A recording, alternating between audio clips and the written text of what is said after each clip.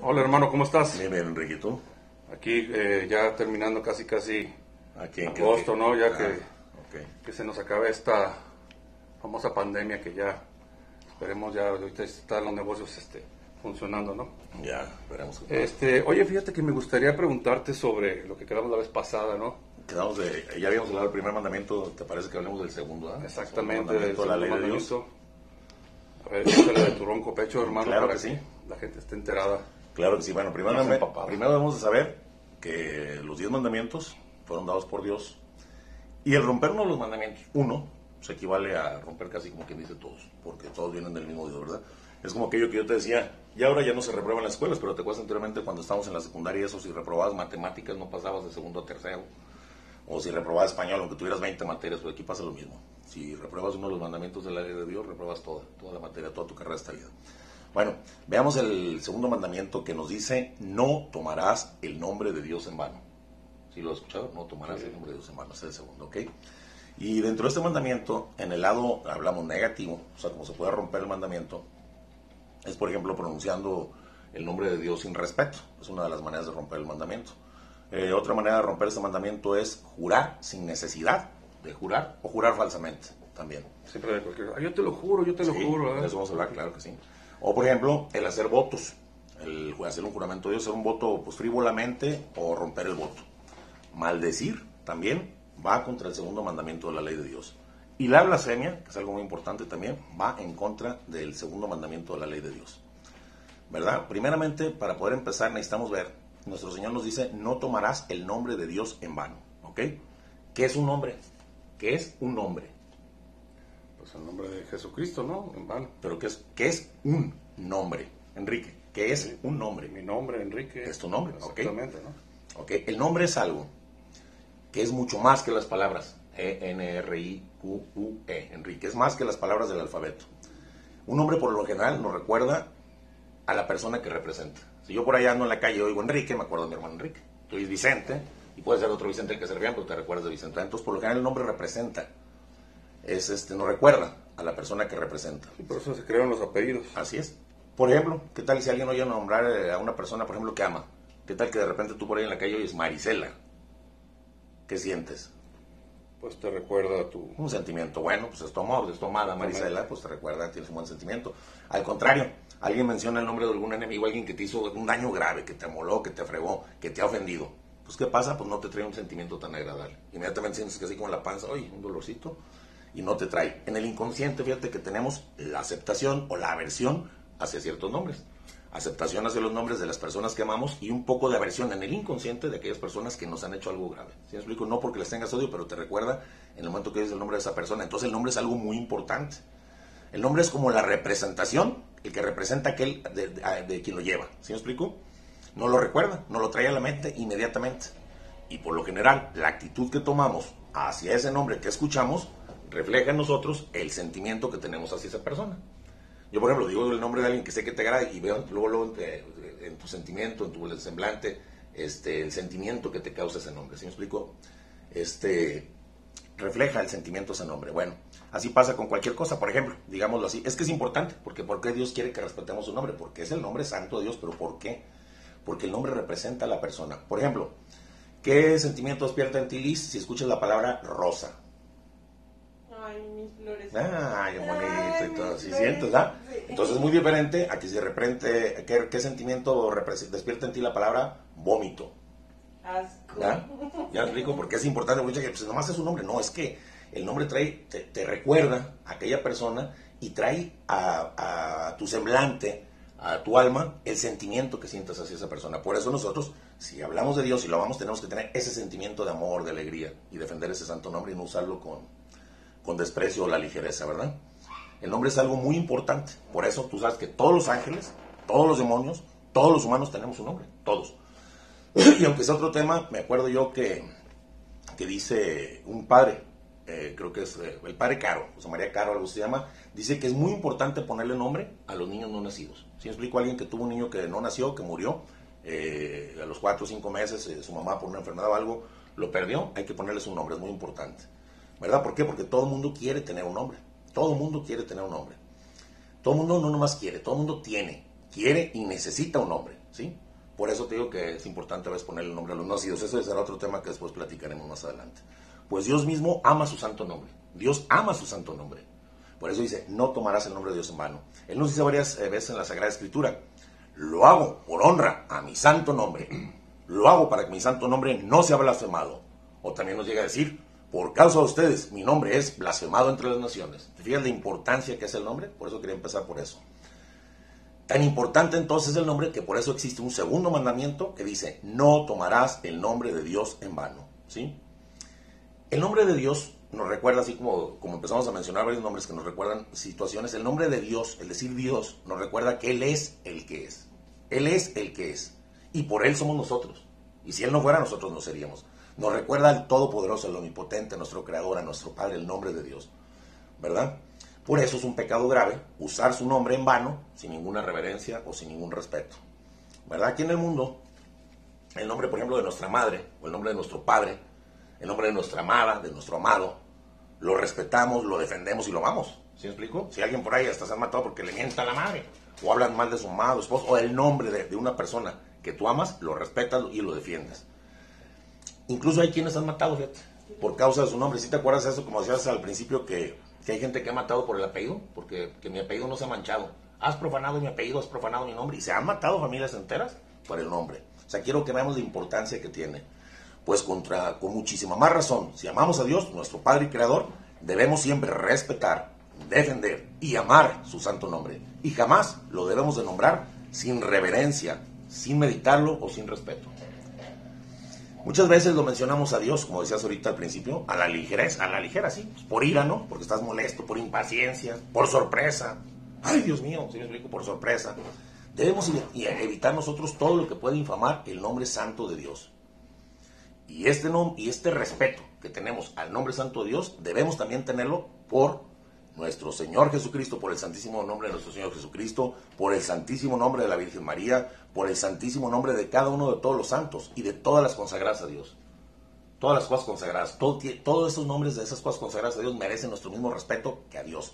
Cuando les faltas el respeto, estás faltando al segundo mandamiento, al nombre de Dios. Siempre debemos de pronunciar estos nombres con reverencia, con respeto, meditándolos, pensándolos. Hay varias formas en las que la gente, como tú dijiste ahorita, faltan a la reverencia que debemos al nombre de Dios. La más común es usar el santo nombre de Dios a la ligera, para aliviar los sentimientos, ¿no? Como decir, no, por Dios, te aseguro por Dios, verdad de Dios. Es casi imposible. ¿Tú lo has visto que pasa un día sin que oigas frases así, no? No, y todos, te lo juro, yo te lo juro, te lo juro por Dios. Todo juro por Dios. Así es. Sí, todos lo hacemos. Muchos usan el nombre de Dios con la misma ligereza que usaran el nombre de una cebolla o el nombre de un ajo, ¿sí me explico? Refrigerador, o sea, sin pensar y sin meditar. Y ahí es donde uno nota, te digo, lo superficial que es el amor de esta persona cuando menciona el nombre de Dios, sin reverencia y sin meditar. Estas irreverencias, por lo general, son pecado, pero es un pecado venial. ¿Por qué? Porque no existe la intención de deshonrar a Dios. ¡Ay, por Dios! ¡Qué grandote! Dios estás así. ¡Ay, bendito sea Dios! Pero a veces está bien decirlo meditándolo, pero sin meditar y por una ira, por un coraje, por una sorpresa, ¡válgame Dios! ¿Sí me explico? O sea, de una tontería que no tiene absolutamente que ver con Dios y lo menciona así, es mencionarlo sin respeto y sin reverencia, ¿verdad? Entonces, pero es un pecado venial porque no existe una intención aquí de deshonrar a Dios. Para que fuera un pecado mortal, debería de existir la intención de deshonrar a Dios cuando se menciona así, ¿sí me explico? De ver tan nada su nombre que lo haces porque sabes que no, pues como no importa a Dios, lo voy a mencionar de esta manera. Casi nadie lo hace así, por eso por lo general es pecado venial. Una forma en la que fíjate que sí pudiera llegar a ser pecado mortal, esta manera cotidiana de nombrar a Dios sin reverencia, sin pensar en Él, sin nada, o sea, como si fueras a nombrar un refrigerador. Esta forma pudiera llegar a ser pecado mortal si la usas demasiado que llegue a causar un escándalo, por ejemplo, en tus hijos, en tu familia. Si me entiendo que tus hijos, por ejemplo, de repente, por estarte escuchando pronunciar tanto el nombre de Dios sin respeto, sin reverencia, ellos mismos dejen de respetar el nombre de Dios. Entonces se vuelven un pecado mortal, ¿verdad? Provocar que los hijos pierdan el respeto al santo nombre de Dios. Ahora, hay una cosa muy importante, como dijiste ahorita, unos dicen lo juro y esto, bueno, no debemos confundir mencionar el nombre de Dios con indiferencia, como jurar, porque son diferentes, ¿verdad? Así debemos de confesar nuestro pecado, somos de los que, ay Dios, bendiga, ay, Dios santo, y nombres el nombre, pero sin pensar en Dios todo, puedes confesarte y decir, Padre, mencioné el nombre de Dios con irreverencia, ¿sí me explico? Sin mucho respeto, no medité al mencionar el nombre de nuestro Padre Dios, y así debes de confesar el pecado. Solamente en caso de que jures un juramento en vano, entonces debes de confesarte con el sacerdote y decirle, he jurado el nombre de Dios en vano, para que no confundamos esto. Y es que aquí la diferencia es que si yo, por ejemplo, digo, por Dios, qué grandota estás, ¿me explico? Eso es una irreverencia. Pero si digo, te lo juro por Dios, ahí estoy poniendo a Dios por testigo de lo que está diciendo o lo que estoy prometiendo. Entonces ahí está la diferencia en nombrarlo a la ligereza o jurar el nombre de Dios. Jurar en vano siempre pues es un pecado grave. El jurar en vano, jurar el nombre de Dios en vano es un pecado grave. Pero mucha gente piensa, entonces jurar siempre es pecado. No. El otro día me decía, mamá, yo pensaba que jurar siempre era pecado, pero no es así. Jurar, hay 3 condiciones en las que se puede jurar legítimamente, y tiene que ser 3 condiciones necesarias para que no sea pecado y el juramento sea legítimo, y que este juramento sea un acto de culto a Dios. ¿Cuáles son las 3 condiciones? Bueno, la primera es que haya una razón suficiente para jurar. ¿Sí me explico? Por ejemplo, como jurar en un juicio. Tienes una razón suficiente para jurar que vas a decir la verdad. Jurar un cargo público, juro que este cargo que me han dado voy a sostener, explico, como lo hacen los presidentes, cualquier cargo que te hayan dado donde vas. ¿Y qué pasa si no lo cumples ese Bueno, no a eso vamos, pero vamos poco a poco. Bueno, por ejemplo, también cuando la iglesia te dice, oye, tienes que jurar, tú como padrino, que tu ahijado fue bautizado y se le perdió la fe de bautismo para podértela dar nuevamente. Entonces son casos que tienen una razón suficiente. Por ejemplo, también se implica la honra de Dios. Si alguien está hablando mal de Dios en algo y tú puedes jurar en su propio nombre que no es cierto, que es verdad, juro por Dios que su palabra es de Él, que es verdadera palabra de Dios. Cuando está deshonrando a Dios, cuando te están diciendo cosas que atenten contra nuestro Padre, contra Jesús, contra la Virgen María, por ellos podemos jurar porque hay una razón suficiente. O cuando se trata del bien de un prójimo. Si explico, si van a matar a un prójimo, está entrando una llamada, le ponemos rechazar. Si van a matar a un prójimo tuyo, le va a pasar alguna cosa así, y depende de tu juramento, es una razón suficiente para jurar. Lo que no debemos hacer es invocar el nombre de Dios por testigo para cosas superficiales, llenando nuestras pláticas con, te lo juro por Dios que ese vaso es amarillo, y te lo juro que el otro día fui a una fiesta, y te lo juro, eso sí es pecado. ¿Sí me explico? Ahora, si decimos la verdad, este pecado sería un pecado venial. El jurar así sería un pecado, pero sería un pecado venial. Porque lo hicimos por lo general, como digo, más bien por ligereza que por malicia. Pero si lo juramos, lo que juramos, decimos mentira, se convierte en un pecado mortal. ¿Por qué? Porque precisamente la segunda condición para que un juramento sea legítimo tiene que ser que sea verdad. La primera condición, que haya razón suficiente. La segunda razón, que sea verdad. Porque poner por testigo a Dios de una mentira es una gran deshonra al propio Dios y se llama perjurio, y es un pecado grave. Y la tercera condición para que un juramento pueda ser legítimo es que sea un juramento promisorio. ¿Sí me explico? Por una promesa. Pero antes, una promesa a Dios, pero antes de hacer la promesa debemos considerar que esta promesa sea buena y sea útil. Y lo que dijiste. Y tercero, sobre todo, que se pueda cumplir. No vas a jurar algo que no puedes cumplir. Por ejemplo, que sea bueno. Si alguien jurara vengarse de alguien, pues lógicamente no es bueno, ¿eh? Juro que te voy a matar. Pues claro que no. Y te juro por Dios que te voy a matar. Claro que no es bueno y claro que no se debe cumplir, ¿verdad? Y si lo cumple, pues ya... No, es que está fuera de orden total. Pues eso ya sería, ya entramos en el mandamiento de matarás. Pero bueno, también puede haber algunas circunstancias, fíjate, que anulen los juramentos, que es muy importante conocerlas. Por ejemplo, cuando tú juras algo, pero cambia el motivo, cambia el objeto, o cambian las condiciones del juramento. Por ejemplo, vamos a ponerlo así prácticamente. Si un hijo mayor le jura a su papá, ante el hecho de su muerte, que va a cuidar y mantener a su hermanito pequeño cuando su papá muera, pero el papá se alivia, pues queda anulado el juramento. ¿Por qué? Porque cambió el motivo, ya no hay motivo válido. ¿Sí me explico? ¿Cómo también se puede anular? Bueno, ¿qué tal que el hermano pequeño crece, al que juró mantener ya se puede mantener y cuidarse solo? Pues ya cambió el objeto de la promesa y se anula el juramento. O por ejemplo, si el hermano mayor, el que juró mantener a su hermanito, pierde todos sus recursos económicos o enferma gravemente y no puede mantenerlo, pues también se anula porque cambian las condiciones. Son las maneras en las que se puede anular un juramento. Además hay otras circunstancias para anular un juramento. Por ejemplo, si aquel al que se le hizo la promesa te dispensa. Oye, tú me juraste que ibas a hacer esto, pero ya lo necesito, te agradezco y te dispenso, y se acaba el juramento. Ante Dios ya no hay responsabilidad. También lo puede anular, por ejemplo, el confesor, el director espiritual, si descubren que en esa promesa, bajo juramento, es inútil, no sirve para nada, o ahí está pecado. Si explico, como juré matar o juré hacer esto, cuando hay algo malo, el mismo confesor te la puede dispensar. Nada más ellos, si explico, las personas, las circunstancias, pero no tú. Tú si haces un juramento, los juramentos son para cumplir, si tienes que cumplirlos. Ahorita vamos a ir a eso, ¿verdad? Hay una cosa muy importante. Debemos saber que existe una gran diferencia entre un juramento y un voto. Un juramento, se lo estamos haciendo a la persona. ¿Sí me explico? Al jurar ponemos a Dios por testigo de que decimos la verdad. Y si hacemos una declaración como motivo testimonial, se llama juramento de aserción. Estamos asegurando una verdad. Si juramos hacer algo en el futuro, una promesa como la que te decía que le juraron al papá, se llama un juramento promisorio. Marcar como le digo. Bueno, se llama un juramento promisorio. Y en ambos casos, ahí estamos pidiéndole a Dios que sea testigo de nuestra verdad y fidelidad, pero hasta ahí no le estamos prometiendo nada directamente a Dios, nada. Pero si hacemos un voto, ahí le prometemos algo directamente a Dios. Para prometerle algo a Dios tiene que ser grato, él tiene que ser algo bueno. Y ahí nos estamos obligando a hacerlo bajo pena de pecado, si es que no lo cumplimos. Pecamos si no lo cumplimos porque estamos haciendo un voto a Dios. Y aquí Dios entonces no solo es testigo del juramento, sino que es el receptor de la promesa que estamos haciendo. Hay dos tipos de voto. Existe el voto privado y el voto público. Por ejemplo, alguien hace un voto un voto a Dios, voy caminando a agradecerle a la Virgen de Talpa por tal milagro que me hiciste, y hace un voto bajo condición de que si no lo cumple es pecado. O una persona, por ejemplo, hace un voto, voy a vivir casto los días que me restan de vida. Son votos, pero son privados, ¿sí? Pero aunque sean votos privados, no deben hacerse con ligereza, porque obligan bajo pena de pecado. Eso digo, si lo rompes, obligan bajo pena de pecado. Si no obligaran bajo pena de pecado, pues no sería un voto, ni sería un juramento. Si me explico, se llamaría otra cosa. Una plática, una charla, pero no un voto, un juramento. Ahora, si el romper el voto es pecado venial o pecado mortal, bueno, eso depende de la intención con que se rompió y la importancia de la materia por la que se prometió o se hizo el voto, ¿verdad? ¿Por qué? Porque pues alguien no puede obligarse a hacer una cosa sin importancia bajo pena de pecado mortal con Dios. ¿Sí me explico? O sea, no le puedo hacer un voto a Dios de ir a ver a la Virgen, pero no es una cosa tan importante y pues puede ser venial, y si no tuve la circunstancia o el dinero, bueno, se convierte en un pecado venial. Nadie puede obligarse si no es sin importancia bajo pena de pecado mortal, como los que vamos a ver a continuación. Bueno, y de todos modos, aunque alguien dijera sería pecado venial, de todos modos es una obligación muy seria el ofrecerle un voto a Dios. Por eso nadie debe hacer un voto privado sin consultarlo con su confesor. Por eso dice, cuando estés contento no prometas, y cuando estés enojado no pelees. Porque a veces por contento, prometo, Señor, que esto, y luego no lo cumples. Al Señor no le prometas, mejor cállate la boca en ese momento, sientes alegría, medítalo, consúltalo con tu confesor, sí es cierto, porque se vuelve algo grave.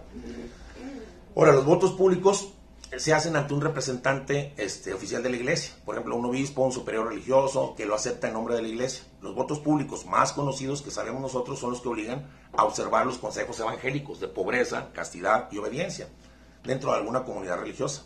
El que hace estos tres votos públicamente entra al estado que llamamos estado religioso y se convierte en monja o en hermana o en fraile o en hermano. Pero además de convertirse en monja, fraile o hermano, si además recibe el sacramento del orden, entonces se convierte en un religioso sacerdote o en un sacerdote religioso, ¿sí?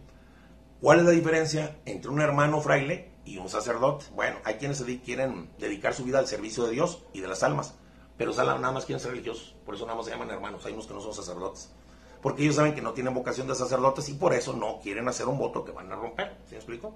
Y nada más se consagran como hermanos religiosos, entran en órdenes religiosas. Por ejemplo, como los jesuitas, franciscanos, javerianos, hacen su noviciado, hacen los tres votos, castidad, obediencia y pobreza, pero no estudian teología ni reciben el sacramento del orden. Se dedican al servicio de los sacerdotes como secretarios, cocineros, bibliotecarios. A estos se les llaman hermanos auxiliares. Ellos ayudan al sacerdote para que tenga más libertad de tiempo para dedicarse a su ministerio.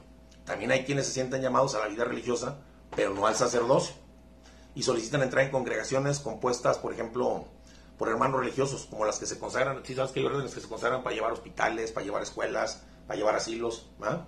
Y se dedican a las obras de misericordia. Ahí también hacen el noviciado, los tres votos, pero no estudian teología ni reciben el sacramento del orden, ¿verdad?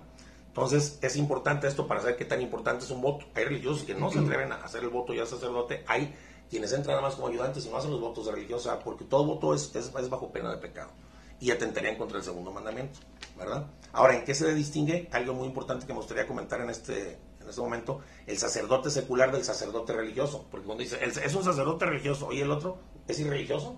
No es que sea irreligioso. No quiere decir que sea religioso, sino que la diferencia es que algunos, además de sentir una llamada a la vida religiosa, también la sienten hacia el sacerdocio. Entran en una comunidad religiosa, como los benedictinos, los dominicos, hacen su noviciado, hacen los tres votos, castidad, obediencia y pureza, castidad, pobreza y obediencia, y después estudian teología y reciben el sacramento del orden, y entonces se vuelven religiosos sacerdotes, porque viven dentro de una comunidad religiosa, viven como religiosos, pero son sacerdotes a la vez. Y hay quienes sienten el llamado al sacerdocio, pero no a una vida religiosa. Entran al seminario diocesano y si perseveran, pues se consagran como sacerdotes seculares. Secular viene una palabra latina que quiere decir mundo, porque ellos no vivirán en una comunidad religiosa, sino entre la gente en el mundo, y se les llama también diocesanos a ellos, porque pertenecen a una diócesis y no a una orden religiosa. El superior de estos es el obispo de la diócesis y no el superior de una comunidad religiosa. Y aquí es muy importante, porque ellos, al ser ordenados, prometen obediencia al obispo y hacen el voto de castidad perpetua, pero no hacen el voto de pobreza. Porque mucha gente, oye, este sacerdote tiene dinero, oye, aquel no puede manejar un peso. Bueno, son votos diferentes. Cada uno está obligando ciertas cosas. El religioso se hace obediencia, castidad y pobreza a la orden. Y esto nada más al obispo, obediencia y castidad. Punto. Si explico, ahí está la diferencia. Bueno, vamos a continuar con otra. Esto es importante para que sepas por qué unos actúan de una manera y otros de otra. Continuemos con otra grave falta contra el segundo mandamiento que te había dicho. Esta es la maldición. La maldición es una falta grave contra el segundo mandamiento. Maldecir significa desear mal a una persona, a un lugar, a una cosa. Una maldición muy común que hemos oído muchos, que hacen los que sabemos que no respetan el nombre de Dios, porque aquel que maldice no respeta el nombre de Dios, es Dios te maldiga, Dios te castigue, Dios te condene, Dios te manda al infierno. Esto no respeta el nombre de Dios y van contra el segundo mandamiento. Pero si hicieron una cosa muy mal de que tengan... Vamos a entrar aquí, no podemos, vamos a hablar porque a veces que es por irito, vamos a ver qué consecuencias y todo, claro, sí. Porque a veces nos sale, y no que no tenemos la intención de que suceda, pero se nos sale, entonces nos ha salido. Una maldición de este tipo es pecado mortal, pecado mortal. Pero, la madre, que una maldición de este tipo es pecado mortal, pero si se dice en serio. Si no se dice en serio, no. Pues pedir a Dios, por ejemplo, que condene un alma a que Él mismo ha creado y que nuestro Señor Jesucristo murió por ella, es un acto grave de deshonra a Dios. Y además es un pecado muy grave contra la caridad, porque la caridad nos obliga a pedir y desear la salvación de todas las almas, no la condenación. Por lo general, como tú dijiste ahorita, una maldición así viene por ira, impaciencia u odio. ¿Sí me explico? Y quien la dice por lo general no la dice en serio. ¡Que Dios te castigue! Y no lo dice en serio. ¿Sí me explico? No lo dice en serio. Si muchas veces estás muy molesto, ¿sí? Pues sí. Se te sale. Porque si la dijera en serio, aunque tuviera impaciencia, fíjate, si la dice, no la dice en serio, enojado, puede ser un pecado menor, un pecado venial. Pero si la dice en serio, aunque tenga ira, aunque esté por medio de la impaciencia, aunque haya circunstancias, peca mortalmente. Es que Dios te castigue, perro, hijo de que de veras, ¿cuál sí, madre? pero que de veras que Dios te castigue y se ¿sí? encargue de mandarte a los pinches infiernos. Se fijan así, para que no lo hagan enojar. ¿Verdad? Bueno, aquí muchas veces el pecado está, por eso digo, cuando no se tiene la intención, el pecado está más en las palabras que dijo. Está, perdón, más que en las palabras que pronunció, eso de que Dios te castigue, más que en esas palabras está el pecado en el odio, en la impaciencia, en la ira. Por eso aquí al confesarse es más correcto decirle al sacerdote, oiga, padre, me enojé, me dejé de llevar por la ira y maldije a otro. Y al maldecirlo fui irreverente entonces con el nombre de Dios, rompiendo el segundo mandamiento. Esto es mucho más completo que solamente confesarse, padre, maldije. ¿Sí me explico? Porque es muy importante que también nuestra confesión sea buena, para que sean perdonados todos nuestros pecados y haya una reparación. Existen otras maneras de maldecir. Por ejemplo, cada vez que se desea mal a alguien, es una manera de maldecir. Como decir, ojalá y se muera, ya para que me dejen paz, ojalá se rompa la cabeza, que se vaya el diablo él y su familia. En estas frases se falta mucho a la caridad y se falta mucho al honor a Dios y a su santo nombre. Ahora, si aquí lo que estamos deseando es que en todo tiene que ser, es en serio, siempre tiene que ser en serio y grave, es pecado mortal. Y si es grave, de todos modos, si es grave lo que le estás diciendo, como que te rompas la cabeza o que te vayas al diablo tú y tu familia, pero falta la consideración necesaria, el pensamiento, la intención necesaria, es un pecado venial. Ahora, si no es tan grave, por ejemplo, me gustaría que se le ponchara el carro, me gustaría que lo agarraran la lluvia y que lo empaparan para que se le quite lo soberbio y que se le quite ese peinado con el que siente tan galán, ¿verdad? Bueno, ahí pues sería un pecado venial, ¿verdad? Todo lo que ha salido de las manos de Dios, todo, Dios lo ama. Y por eso es una deshonra. Si a Dios se hace su nombre, el maldecir a alguna de sus criaturas, incluso una de sus criaturas ficticias, aunque sea un animal o una cosa, esa es una falta grave a Dios. No es un pecado, pero es una falta. ¿Por qué? Porque pues la criatura o la cosa tiene un valor infinitamente inferior a los humanos. ¿Por qué? Porque no tienen alma inmortal como la que tenemos nosotros. Por eso de repente, el que pierde una apuesta y dice, ojalá se mate ese caballo, o el fontanero que maldice, esa cisterna desgraciada maldita no la puedo arreglar, pues no comete un pecado realmente. Pero sí puede ser un muy mal ejemplo o escándalo para sus hijos, que pueden acostumbrarse a maldecir en lugar de bendecir. Y ahora hay otro que es un tema muy largo, que después lo platicaremos, dice el Padre Santillán, que no maldigamos nada, porque en esa maldición entras en espíritus. Ese es otro tema. Si explico, maldigo la comida y al rato no vas a tener comida. Maldigo mi carro, al rato entro en espíritu, el carro se va a freír. Pero es otro tema. No hay que maldecir nada. Envías un número a lo que avientas. Bueno. Ok. Se te regresa. También debemos saber que lo que llamamos palabras malas, es que todo esto es muy importante porque a veces confundimos a nuestros hijos. Lo que llamamos palabras malas, palabrotas, ¿sí me explico? No son palabras malas, no son pecado en sí. Depende de la intención con que vayan, es a lo que me refiero. Nunca debemos decirle a nuestros hijos, ¿es pecado esto? Cuando no es pecado.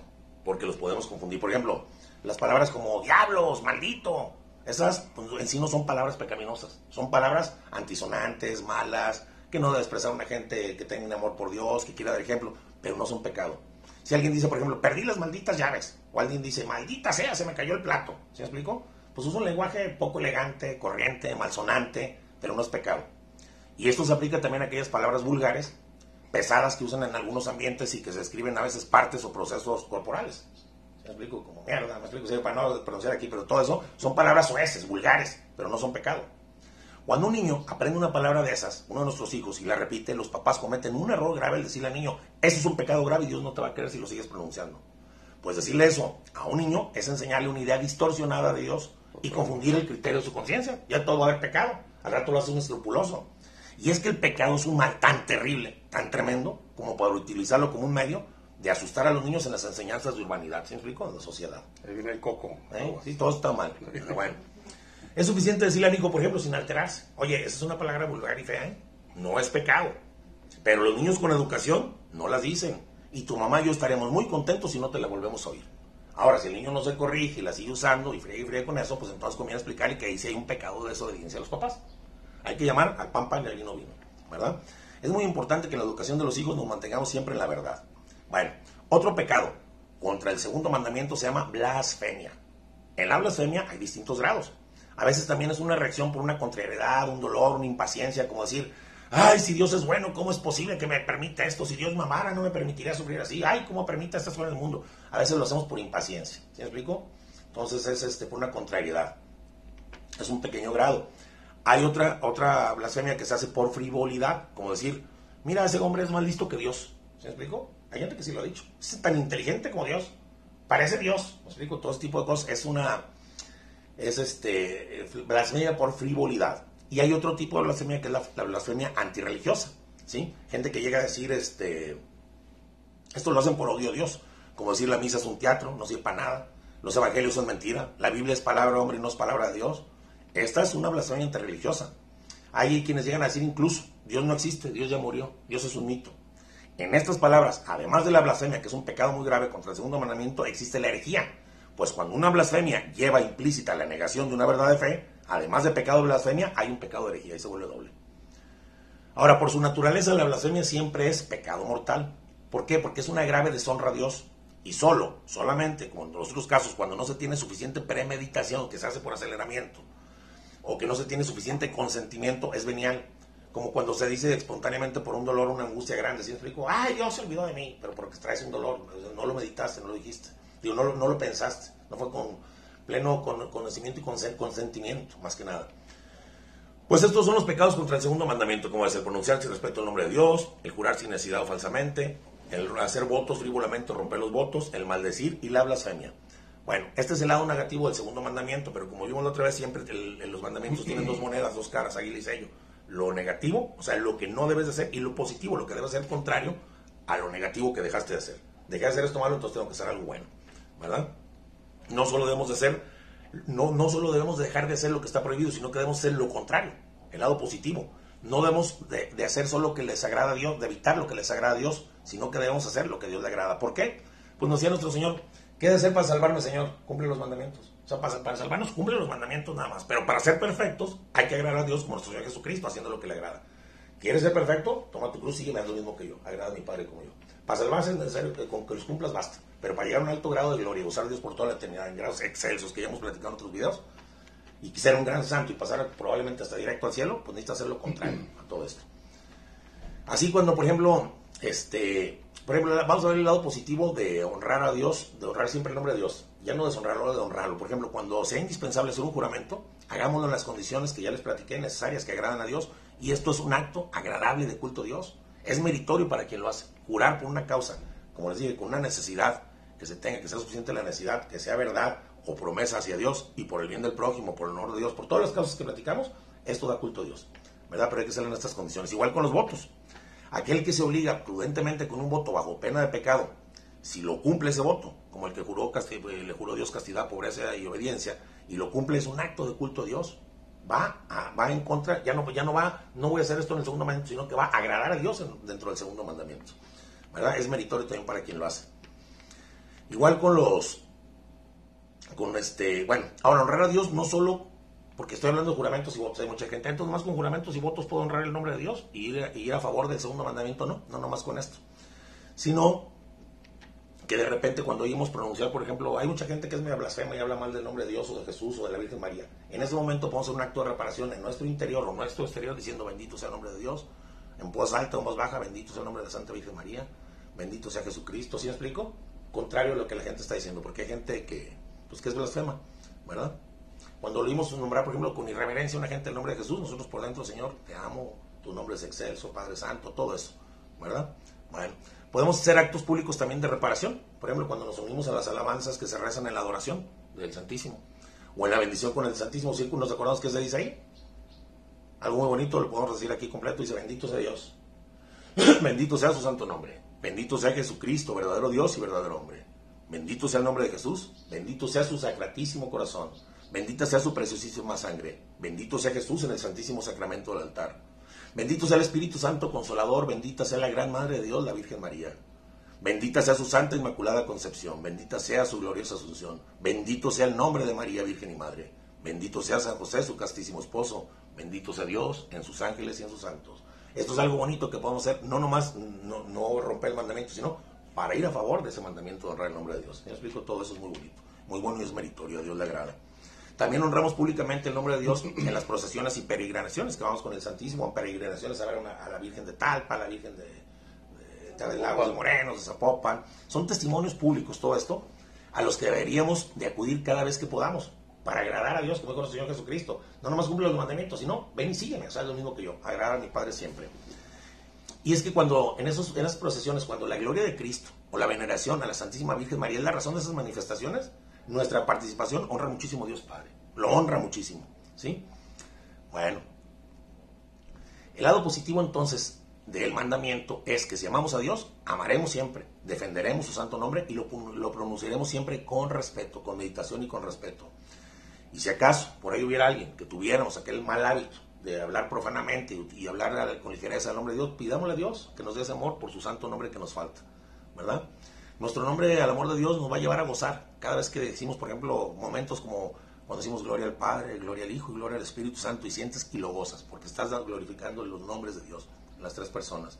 Vamos a querer repetir incluso constantemente, gloria al Padre. Me acuerdo mucho de mi abuelita Lolita, en paz descanse, que en la noche estaba acostada en su cuarto y bendito sea Dios, alabado sea Dios, bendito sea Dios, gloria al Padre. Y fíjate, algo muy bonito, estaba haciendo el lado positivo del segundo mandamiento, ¿verdad? Nuestro amor al nombre de Dios nos llevará a gozar cada vez que decimos eso, a repetir constantemente todas las alabanzas, a usar salmos en nuestras oraciones, ¿te acuerdas? En las que David canta alabanzas a Dios, como en aquel que dice, alaben el nombre del Señor, bendito sea el nombre del Señor, ahora y para siempre.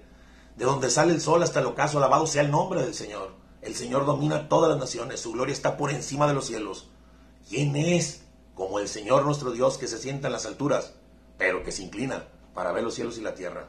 Y también podemos repetir mucho, a mí me gusta mucho esa frase, repetir siempre como San Miguel o junto con San Miguel Arcángel, ¿verdad? Con gran convicción. ¿Quién como Dios? ¿Quién como Dios? ¿Quién como Dios? ¿Verdad? Bueno, pues este es el segundo mandamiento, es la manera de cómo lo podemos romper, cómo no podemos romperlo y cómo podemos ir hacia el lado positivo del segundo mandamiento, glorificando a nuestro Padre del cielo. ¿Cómo ves, Enrique? Excelente. Ya quedó un poquito más claro para entender qué implicaciones tiene, ¿verdad? Y sí. Entonces no hay que decir el nombre. Maldecir. No decirlo con ligereza. No hacer juramentos falsos en vano o romperlos. No hacer votos en vano o romperlos. Porque todo eso atenta, no blasfemar. Y todo eso atenta contra el segundo mandamiento. Todos son pecados graves, ¿verdad? Y sobre todo si van con intención. Como dice ahí, ¿no? Que lo que hacemos o maldecimos se nos puede regresar. Dice un padre, pero ese ya es otro tema. Dice el padre Carlos Santiago, sacerdotes, que cuando maldices las cosas que tienes, se entran espíritus en ellos. Ellos son padres exorcistas, ya es otro tema. Y se te voltean las cosas. Maldigo mi vehículo y el rato me está falle y falle. Dice el padre, es que entran espíritus en todas las maldiciones. Detrás de una maldición, pues sí, lógicamente no está Dios, está un espíritu maligno, ¿verdad? Ellos aprovechan y toman como si la ofensa fuera para ellos, como si ellos fueran como lo usaste ahora, te voy a perjudicar, como si ellos fueran los ¿cómo se llama? Los perjudicados. Ellos buscan el pretexto para fregarte. Entonces hay que evitar todo ese tipo de cosas, todo ese tipo de maldiciones. Hay que evitar decir a nuestros hijos lo que no es pecado, lo que sí. Por eso es muy importante conocer estos temas. Vamos a hablar, si Dios nos presta vida, del tercer mandamiento, el cuarto, el quinto, hasta el 10º. para también no ser ni escrupulosos, no decir que nada es pecado, pero tampoco que todo es pecado, porque ninguno de los dos lados son buenos. ¿Ah? Muy bien. Ni el extremo para acá. Como decíamos del famoso fanatismo, ¿no? Así es. Hay gente que las mayores guerras que ha habido en el mundo son por el fanatismo, Así Irak y todo eso relajo. Que porque pisaron tierra sagrada y está bien, yo digo, estar Aquí con tengo Dios, la patrona, creer en Él. la Santísima Virgen de Zapopan. La Virgen de Zapopan. Creer en Dios, estar con Él, ir a misa, como dice mi hermano, estar bien con tu familia. Y no nomás Pero de hacer las cosas que no debemos, tampoco sino tratar de glorificar a Dios. hacerse Siempre. fanático, hasta los artistas, ya viste que han matado artistas por los mismos fanáticos. Yo te lo he dicho, el fanatismo es un mal conocimiento del bien, nada más. Un mal conocimiento del bien, porque conocen el bien pero lo conocen mal. Y entonces se vuelve fanatismo. Por eso este tipo de pláticas están muy estudiadas, muy investigadas y todo, para llevarles este conocimiento y que no nos equivoquemos, que no seamos confundidos, porque el mundo nos confunde y el demonio también quiere que estemos confundidos. Entonces hay que... Y sí, como dice mi hermana Liz, aquí estamos de pasito nada más, estamos en este cuerpo físico por un rato y este cuerpo tiene caducidad, como cualquier cosa tiene caducidad. El mío ya lo veo muy caduco. Y cuando salga nuestro espíritu de este cuerpo es el que va a tener que dar cuentas. Así Entonces, es. acuérdense de su libro de la vida que estamos platicando constantemente. Nosotros somos los que estamos haciendo ese libro para después, allá arriba, que nos lo lean. Mira, ¿verdad? Bueno. Bueno, pues como siempre, su amigo Quique. Y su amigo Chente. No se olviden de suscribirse aquí a YouTube. Y darle clic, darle compartir, like, ese tipo de cosas. like, ¿No? like. Bueno. Nos vemos como siempre. Hasta la próxima. Su amigo Quique. Y Chente. Bye. Bye.